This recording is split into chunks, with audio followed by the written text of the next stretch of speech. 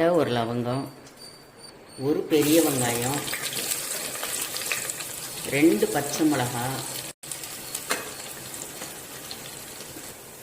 வெங்காயம் பச்சை மிளகாய் நல்லா வதங்கினோன்னா கொஞ்சமாக கொத்தமல்லி தழை, புதினா தழை, ஒரு 1/4 டீஸ்பூன் இஞ்சி பூண்டு விழுது, ஒரு தக்காளி போட்டு எல்லாம் வதக்குங்க.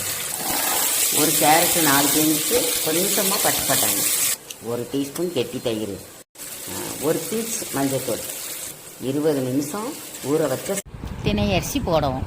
எல்லாம் ஒரு வதக்கிடுங்க. ஒரு வதக்கு நல்லா வதக்கிடுங்க. இப்போ 1க்கு 2.5 தண்ணி நல்லா கலந்து விட்டுருங்க. தேவையான அளவு உப்பு போட்டுக்கோங்க. அவ்வளோதாங்க. இப்போ குக்கரை மூடி 3 விசில் விட்டு எடுத்துக்கலாம். வச்சு திறக்கலாம். வா, சூப்பராக இருக்குங்க.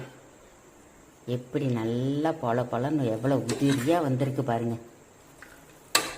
இந்த மாதிரி வெயிட்லெஸ் ஆகணும்னு நினச்சிங்கன்னா இந்த மாதிரி ரெசிபி செஞ்சு சாப்பிடுங்க. அது ஒரு ஹெல்த்தியான பிரேக்ஃபாஸ்ட்டு. குழந்தைகளுக்கு லஞ்சாக கூட கொடுத்துடலாம். ஏன்னா எல்லாமே காய்கறியும் போட்டிருக்கோம்.